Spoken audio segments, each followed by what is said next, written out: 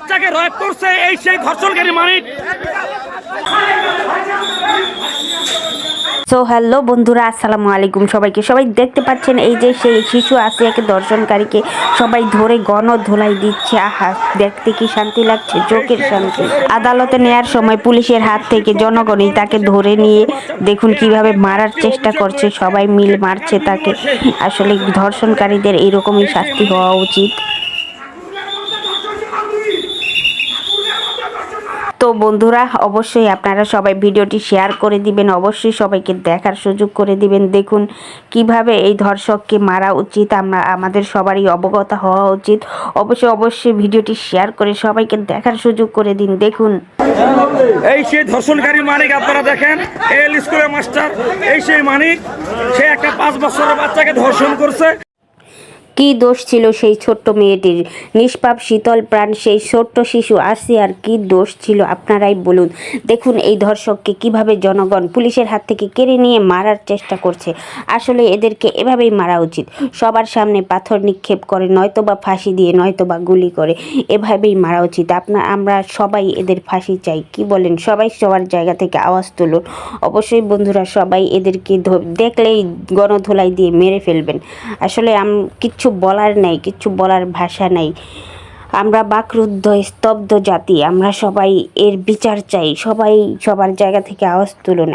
এবং সবার প্রতি এবং সকল বাবা মায়ের প্রতি একটাই রিকোয়েস্ট, আপনার কন্যা শিশুগুলিকে আপনারা একটু দেখে শুনে রাখেন। তাদের কি বলে, তাদের কি ভাষা, তাদের মুখের ভাষা বোঝার চেষ্টা করুন। উই আর জাস্টিক ফর আসিয়া। বন্ধুরা, যদি ওই ছোট্ট শিশু আসিয়ার মায়ের মুখের আহাজারি এবং মায়ের আর্তনাদ যদি আপনারা দেখতে পারতেন বা যদি শুনতেন, চোখের পানি ধরে রাখার মতো না। সেই বাচ্চা শিশুটির মা কিভাবে আহাজারি করছে, রোনাজারি করছে।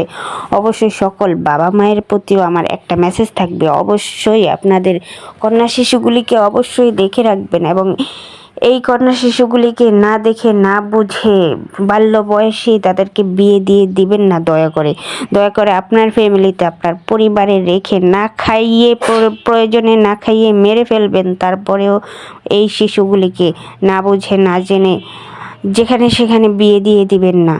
দয়া করে তাদেরকে একটু কষ্ট করে হলেও মানুষ করবেন, শিক্ষায় শিক্ষিত করবেন এবং তাদেরকে অন্তত পক্ষে একটু হলেও স্বাবলম্বী করে তারপরে তাদেরকে বিয়ে দেওয়ার কথা চিন্তা করবেন। দয়া করে আপনাদের প্রতি এই মেসেজটা আমার থাকবে। সবাই অবশ্যই ভিডিওটি শেয়ার করে সবাইকে দেখার সুযোগ করে দিবেন।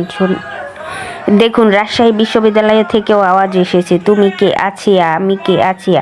আমরা এই ধর্ষণকারীদের ফাঁসি চাই। একটাই আমাদের মুখের ভাষা, সবাই আওয়াজ তুলুন।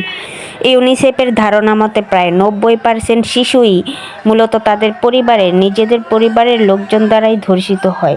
আসলে যেই সকল পরিবারগুলোতে কোনো সামাজিক বা নৈতিক কোনো প্রকারের কোনো মূল্যবোধ না থাকে, তাদের ভিতরে যদি কোনো মানুষত্ব না থাকে, তাহলে সেই সব পরিবারগুলো দ্বারাই সেই সব শিশুগুলো নির্যাতিত হয়ে থাকে। অধিকাংশ ধর্ষণ সম্পর্কিত ঘটনাগুলো ঘটতে থাকে তাদের পরিবার থেকেই।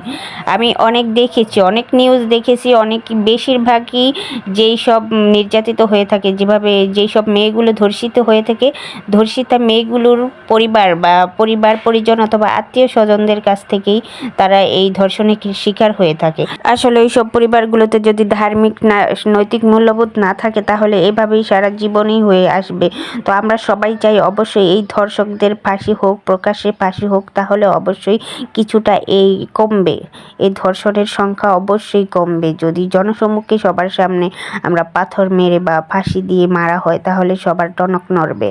অবশ্যই সবাই ভিডিওটি সবাইকে দেখার সুযোগ করে দিবেন।